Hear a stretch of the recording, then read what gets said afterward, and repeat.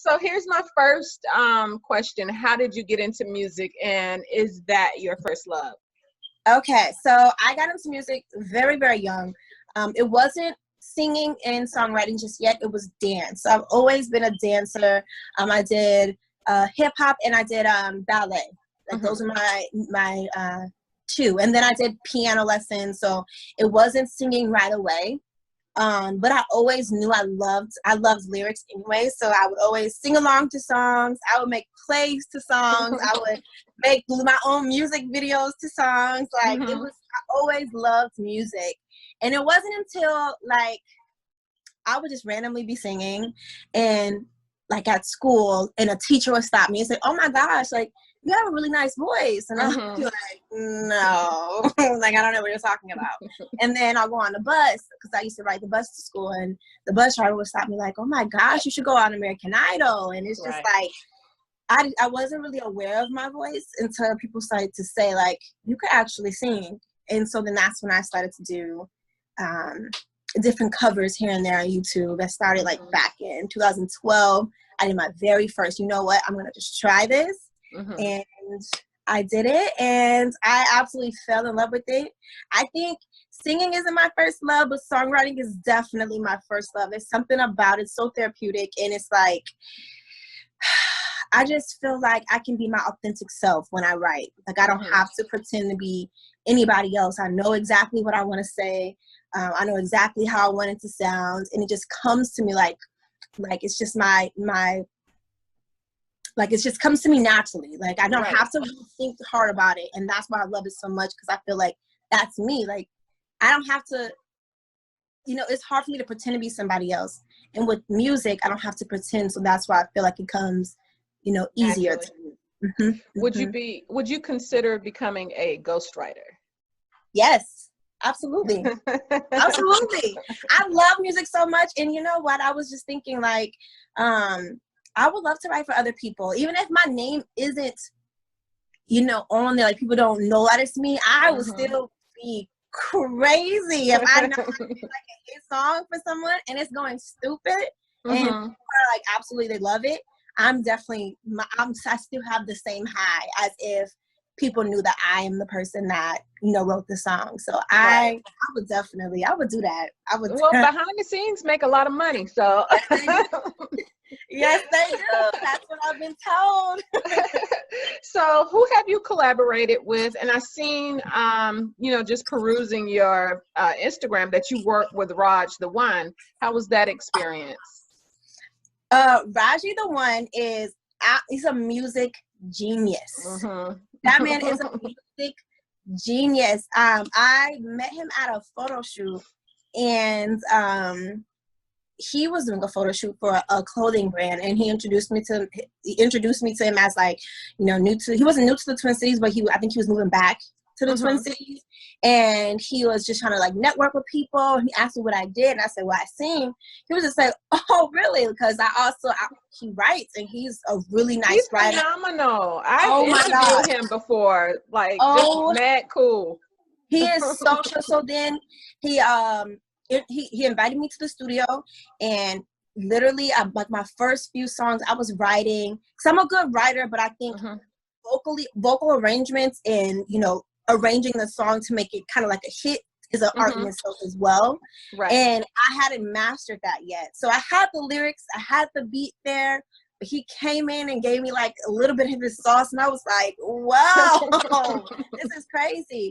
And I still talk to him now about, you know, he definitely gives me advice. I tell him all the time I thank him so much for like a lot that he does, and he is the real deal for sure. He's like the producer. Like if Pimp My Ride was a producer, he would be the one that would come in and beef everything up. And that's what it was. It literally, because I struggle with ad-libs.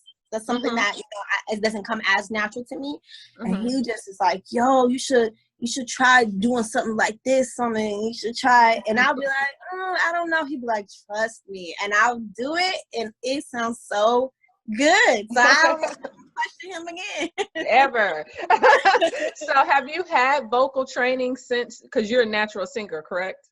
Yes. Yep. So I started singing just naturally, and then I knew that if I'm going to take this seriously, I need to go ahead and make sure I get some type of lesson. So I did work with Cortland Pickens here in Minnesota. He's a really big, not only artist, but vocal coach as well. And I pretty much, after I worked with him, I kind of just did things on my own. Well, yeah, you're an artist. Lessons, and then, you know, I kind of did things on my own. One, because, you know, artists sometimes we pay for everything on our own. Right. So, you know, and nothing out here, nothing is free. And I needed to make sure I had enough money for like studio sessions, and I had enough money for video shoots, photo shoots, clothes, and makeup. And so I was like, you know what, I can like slow that part down and try to save a little bit more money that way. So right. So this is a passion, right? It's definitely a passion. I'm gonna speak it into existence and say I'm making it a career. Right, it is. It's already there. I mean, if that's what you do outside of your full-time job, your full-time is just the income. Your passion is the thing that makes you happy, that you will continue doing regardless if that full-time is there or not. So, so tell me about your latest project, your single Right Here. What inspired that track? Okay. So Right Here, if you haven't heard it, it is a song that is basically what I go through a lot. I think a lot of women go through is we make a decision to break things off with a significant other. And, you know, we miss them so much. It hurts so much being apart. You start to question, like, well, did I make the right choice? Right. Like, my girl's in my ear. Right. You know, me not to talk to this person. Or, you know, you go on a date with someone and it's just like, it's not hitting the same. Like, the conversation isn't the same. The vibe isn't the same. And the fact that you even try to put yourself out there makes you kind of miss them a little bit more. And you just feel like they need to be where you are. So that song, I heard the beat and I was just like, oh my gosh, like this is, and I was already going similar at that time. And I just, you know, I just took my voice recorder out and I listened to that beat over and over and over, and I just spit whatever came out of my head. And then I just put the song together, basically saying, trying to piece it together, trying to make a story about it. And I was basically singing from my heart. Like, I felt like the guy that I had just broke it off with, I felt like maybe I had made a mistake, and now I feel like maybe he should be where I'm at, you know? Right. So it was a easy song to write, but it was just a harder song to sing because it was so emotional. But a lot of people like that song. That song was that and another song was so vulnerable. I just didn't like it. I didn't like it at all. So it was shocking that everyone liked it. Right. And it's interesting you say that, because I did my workout, like, well, not even a workout, just a jump rope challenge right before our interview to that song. And I'm like, oh, okay, she got some sounds. And I posted my group fitness page. So that's all you, boo. Thank you. What have you performed? Do you perform where you are? Have you had that opportunity yet? Yeah, so I performed before all this Corona stuff happened. I just had released my EP in November, so that's when I started to get more performances. So I dropped in November. I had a performance in December. Then I had one for February, Valentine's Day. And then I was supposed to have one in April, but that all got destroyed because of Corona. So I performed before, but my own music twice. Once this year and then one in December after I had dropped my EP. Okay, so do you think doing covers got you noticed quicker than just putting out original content? Oh, yes. I think that definitely, because in 2012, when I really did my first cover, I was in high school and I wasn't as social. I had friends. I wasn't like, you know, but I wasn't as social. No one knew I could sing. You only knew I could sing if you catch me singing. Like I wouldn't just voluntarily sing in front of you. And so when I had released that, everyone was like, what? Rita, you sing? They were shocked. And so ever since then, people are like, well, when are you doing the next one? When are you doing the next one? And I just kept posting. I took a break. Then I started picking it up a little bit more seriously. I started getting followers on Instagram. Then people were taking my videos and putting it on their page. And I'm just like, you know, this is crazy. Yeah, this is crazy. And so when I thought when I released my first single, I'm like, oh, they're not gonna like this. They're not right. You know, it's my song. They like the songs I do in covers, but I think since they liked my voice so much, they wanted to hear what else I could do. And so doing those covers gave them a relationship with me to the point where when I did release my first single, they were wanting it anyways. They were looking for something new from me. And that's why I think it did as good as it did. And you have a pretty good following, and I see that you have other projects going on. So, like, number one, what are those other projects for people that don't know? Yes. So I do have another project, and it's called The Face Brand. And, that is also my little baby. I'm just as passionate about that one too, because music is I sing for women, and I also the face brands is for women, and the way I like to think about it is my music is for healing, and then the face brands is for giving back. So the way that the face brands work is each product that you purchase from us, a portion of that will go towards women's education, women's jobs, women's research, health, and it'll be a lot around the Twin Cities for right now because we're a small startup. But I hope and I plan and I pray that I can start going around the nation and being able to help them in certain ways, being able to give scholarships, like if ever we're in a pandemic like this again, where I'm able to give to women in need or be able to create jobs, you know, things like that, because it's very important. It's very, very important to me.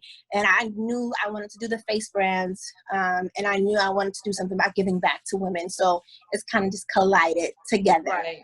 Okay. All right. I love it. So if you could partner with any, you know, humanitarian effort, what would that be? So right now, I'm actually in search of, because we just started in February. I'm actually looking for more of the domestic. It's really close to my heart, but I really want to work with women who are in domestic situations. I think there was a women's shelter. I want to be able to go.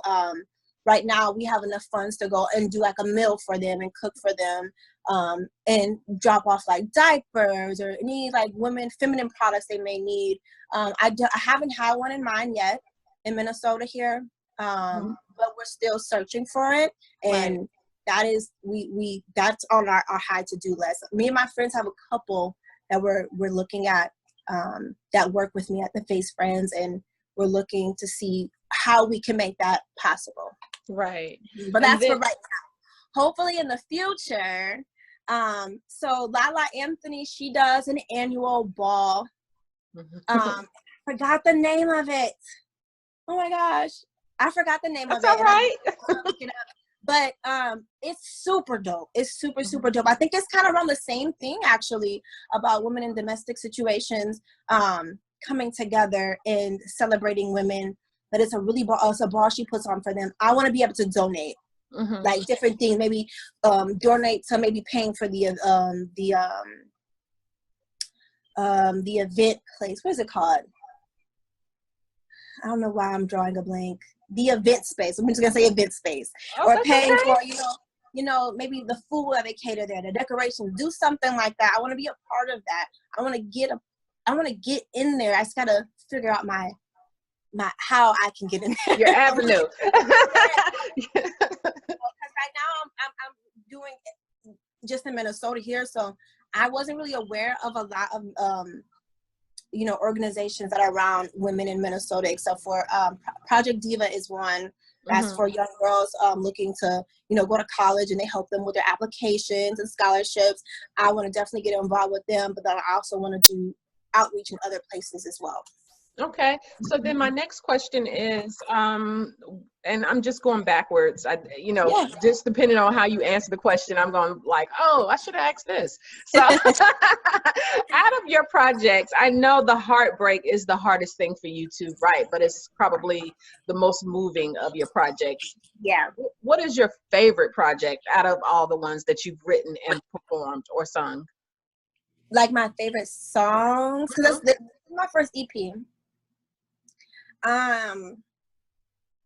Now, at first it was, excuse me, it was Your Ex. That's my favorite one, because it was more bouncy. I'm a very bouncy person. I love to dance. I love to be, I'm very much an extrovert. Like, I just like to, I'm a people's Get down. Like, barbecue in the back, we got the music, we got our drinks, we got our friends. Like, that was the type of vibe that I was looking at when I heard that song, when I wrote it.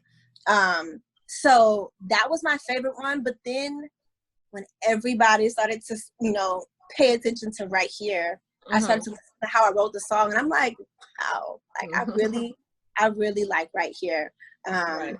I'm trying to think, because I'm so biased for like all my songs. I don't know. All of them, there's so much, there's a different connection to each, so it's hard for me to be like, I like this one over I would say the very first one. It's called Focus On. And that one, I'll say, you know what? I can put that above all of them, because I wrote that I think I wrote that in an hour. And I wrote it because while looking at myself in the mirror, and it was my birthday weekend, and I was really feeling myself. And it's like a juxtaposition, or you can sing it to anybody. You can sing it to your man, you can sing it to yourself. For me, I was writing that song Focus On about myself. And so I think that will be my favorite if I had to choose. Favorite, because it's liberating. It is. And it's just like, I write songs about men a lot. I write songs about love all the time. And so it's just like, it's nice to talk about myself once in a while. And so I did it in a way where I'm talking about myself, but you can place whomever you want to say who you want to focus on, your man, yourself, whomever, Big facts. So where do you see yourself in the next year? Okay, so I see myself definitely dropping another EP at the end of this year. I'm already in the works of it. I'm going to drop a few singles. It's not the right time right now, but definitely maybe in a few months I'll drop a single, and then of course covers, of course. But in the next year, I think this time next year, June of next year, I would hope to be, I will hope I can be able to perform in a different state. Have done that already. Perform in a different state, and I start building my fan base in a different state. That's what I hope. That's very, very short-term goals. But I think I can make it happen, especially if I stay consistent. You will. Obtainable. Yes. So are you working with a publicist or manager? All me. You're independent. Independent, yes, really. And it's just, I always tell people, they be like, oh my gosh, you're doing so well. I'm like, girl, I do not know what I'm doing. I'm just winging it. I'm just doing what I think is right, and hopefully it is right. And if it is, I'm blessed, because I really just, I'm doing what I can with what I have, and going for it still. Right. Would you be willing to work with a manager or someone who can take you to that next level? I definitely will. I definitely am open to that. Someone that maybe can be like, develop me for sure. Because I don't know what I don't know. And right now it's just, it can easily, plateau if I don't continue to evolve and get better with time. If I don't stay current, I can definitely, it can go the other way. Right. No, I think you're right on the level that you need to be on, just watching your videos from the beginning to where you are now, just the color schematics. Thank you. You're welcome. Just different things that I noticed that you have evolved with that you did on your own. So that's phenomenal that you were able to achieve that. Thank you. I'm a big fan of color. Like when I watch a video whether you're in a dank and gloomy place, I want to feel that gloom. I don't want to feel low budgety, you know, when I'm watching the video. And I think with your last video, you did phenomenal with that. And I was like, oh, okay, all right, girl. Thank you so much. Thank you so much. My best friend helped me with that video, so it was amazing. Really? Okay, so how did you feel about it once you saw the final edits? You know what? This is me all the time. I always say I could have done something better. So I was looking at the things I could have done better, like, dang, I should have did this, or like, oh my gosh, this is not how I envisioned it in my head, and I need to stop doing that because it's not always the right thing to do. And I was like, when I first saw it, I was just like, all right, I'm gonna have to put it out because this is, I guess, like, I didn't, you know. But after I started to watch a little bit more, I'm like, wow, this is so much better than my last video. Not to say, you know, the person that did this video is better than the other videographer. Not to say that, but to say the way that I did this storyline, I like the way I'm starting to see my vision, and I'm able to tell the videographer how I want it to look. And I'm able to articulate it better now. So where he's capturing exactly what I'm looking for. He can do everything, but enough to where I'm like, wow, this is actually a really good video. Like, I really, really liked the video. It was the slow-mos, all of it. I liked it a lot. So the creative direction behind it. Exactly. So now, and music, healing, you know, agony, pain, happy, the staple, and this is just getting into the staple for our current Black Lives Matter movement. How were you emboldened to make music just by what's going on right now? Well, with before, you know, what was going on, I did start writing, but after, because my emotions have been going up and down. Like, I have to take breaks sometimes from the internet because it's so much, and it makes me so frustrated because a lot of the times at the beginning, now it's different, but at the very beginning when all this was happening, I felt stuck, like I didn't know what to do. And I didn't write music, so I'm just like, I just felt like I didn't want to seem like I was trying to pull clout from what's going on, you know. So I just felt really stuck. It's like, what do I do? Like, how can I help? How can I, you know, help be a voice for those who, like, how can I add my voice to what's going on? And I mean, I did that on the internet, of course. But I just didn't know what else to do. Music wasn't, I think after all this is said and done, or after, it's not done, it's not going to be done, but after, you know, I think I do want to write more music about what's going on, but I think I'm going to wait for a little bit.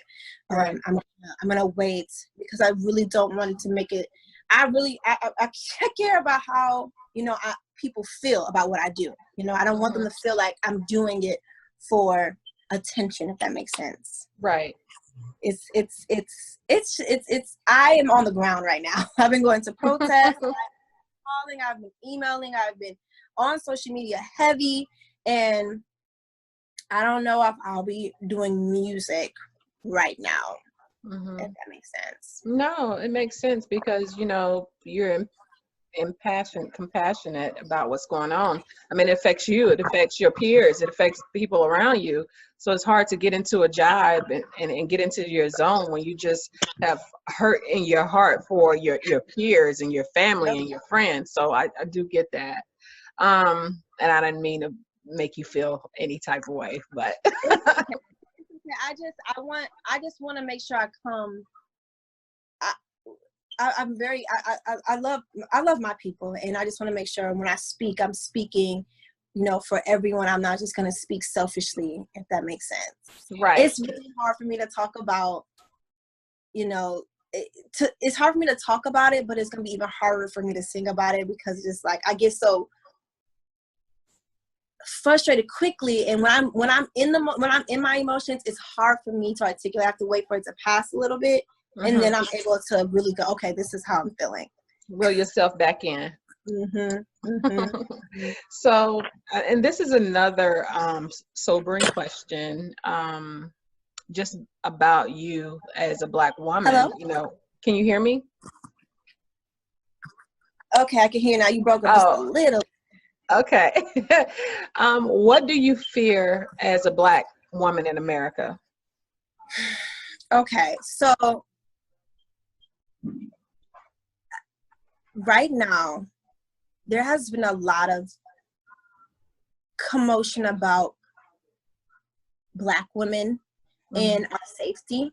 Now, in Minnesota, I'm not saying we're the safest state, not by all means, but I haven't seen it as much. But the fact that I'm starting to see it so much lately, I literally have second guessed a lot of things. I've second guessed going out with my friends that I've trusted for so long, and I've been friends with since high school. It makes me just be a little bit more cautious about certain things, because now how I see a lot of people handling women. I don't know. Are you heavily on Twitter at all? I hate Twitter because they're so finicky. My nemesis. Yeah, so I was on Twitter, and I'm a Twitter fiend. Like I scroll a lot, and I saw something so disgusting, and it kind of made me think about all the times that when I was younger, about how men can just, how they will touch you, they prey on you, they I don't want to say delusional, but some of them are delusional, you know. They hate rejection, and how women are getting killed. Black women are getting killed just by rejecting men. And I was telling my sister, and I've had this fear for a while. About rejecting men, because it's in my opinion very scary. I have to calm down really, really nice, because I have to even make it seem in a way that they don't feel, and this is not all men, but I try to make it seem like they don't feel like I'm coming for them, because a lot of times it comes off as, you know, I am rejecting them because of who they are, if that makes sense. But I've just recently, actually, I think it was this year, a young lady, she passed away here in Minnesota because she was breaking up with her boyfriend, and he was going to go grab her clothes from the house, and he killed her. He shot her and killed her. And so stuff like that, you know, she was a Black young woman, and she had a daughter. I think her daughter was younger than 4 years old, and stuff like that is what terrifies me. I just feel a little bit more cautious about what's going on, how they're handling the Breonna, how they're handling the Breonna case right now, how they're they haven't even arrested the officers. Like situations like that, I feel like Black women are just so pushed that we are like the last thing on the list, and it's just it makes me terrified. But then it also, in a way, still makes me feel empowered by my like the things I'm doing, like with the face brands, and how I can be able to sing, and I have a voice in that area. And I also like to talk to young women as well, my sisters. If I see another young woman, like my friend's sister, I like to speak to them and talk to them and really have them be aware of what's going on. And then also they might not have a voice for us, but I feel like I'm going to continue to be a voice for us, and I'm going to encourage other young Black women. No matter if you feel like they aren't going to stick up for us, no one's going to stick up for us. We have to. That's why it's so important that we are holding each other's hands. And that's why it's important that we show up for each other. It's important that when we're doing something, like if you want to call me because you're about to walk to your car, call me immediately. If you feel like you feel unsafe, you shouldn't have to feel like, oh, she's going to look at me weird if I say this to her. Like if I tell her, like, oh, I don't feel safe, can you come with me? Or like, can you come to the bathroom with me? Any of those situations, I feel like it's important that we stick together in those aspects, in any aspect as Black women, and speak up for each other when we see something being done to us that isn't the right thing. Right. It doesn't look good. Right. Yeah. So, what do you love about your Black culture? everything.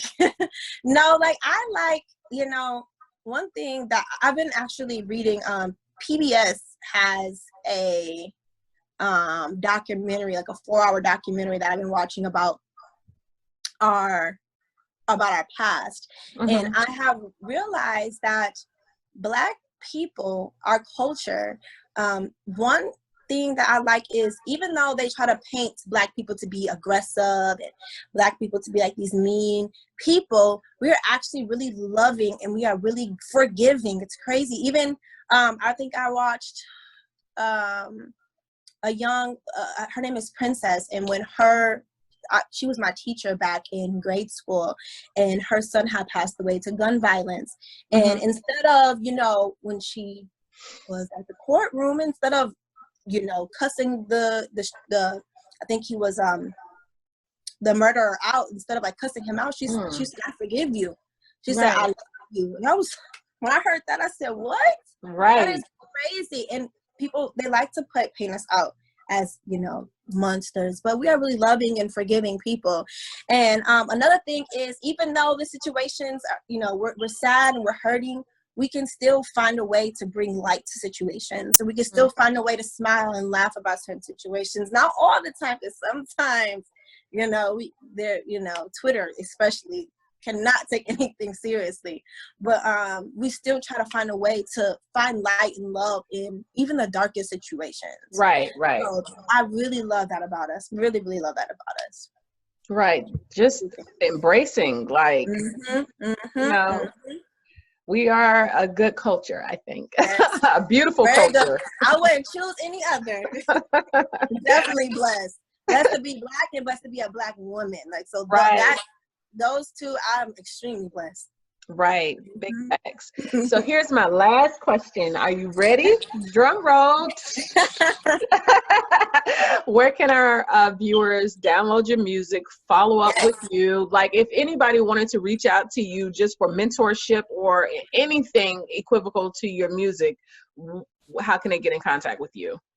Yes, so you can follow me at Loreda Rose. The way that you spell my name is Loreda,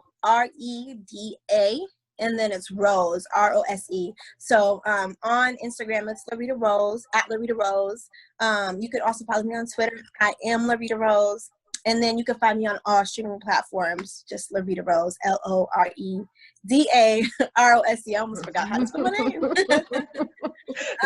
Loreda Rose. Loreda Rose. And then YouTube, like, where can they download your music? Yep. So to download it, you should be able to still download it on like Apple Music, Tidal. So it's all on all streaming platforms. If you want to find me on YouTube, you can go to Loreda Rose, but then just type in right here as well, because it is a gamer called Loreda Rose, and that will pop up for sure. Right. So Loreda Rose, and then just type in my song name right here, and it'll pop me up. Yeah, I saw that gamer because I'm like, that's not her. Yeah, the gamer. I'm like, God, sheesh, like, how does this person get all of this? But yeah, they do not play any games. It's time for a patent. Right, it's time for a patent, girl. Yeah. So thank you so much. You were an absolute joy, and I'm so glad that we finally connected. Because, like, thank you so much for giving me another chance. Because I spaced out, obviously. No, it's all right. It's all right. Like, what did he say? Was I having a blonde moment? Apparently. Yes, I really was. I must have had a blonde moment, because I'm like, why is it not working? And it's well, no, not you. He asked me that, I think, and I'm like, I don't think so, but. Oh my God, he said the same thing about my mom. It's funny. So, thank you so much, though. I really appreciate you so much, and thank you so much for like even taking the time to try to even get to know me more. Like, I appreciate it. Oh, absolutely. I think you just have beautiful music, and then people just need to know that that music is out there, you know, especially with independent artists. Like you say, you're funding yourself. So if not me, who else is going to help you get that word out there? Thank you so much. Thank you. So I hope you have a nice evening on your time. Like, what is it? Is it Pacific time? What time zone are we in? Central. It's 6:39 time.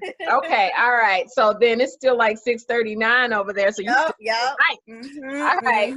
Well, thank you so much and enjoy the rest of your evening. You too. Thank you. Bye. Bye.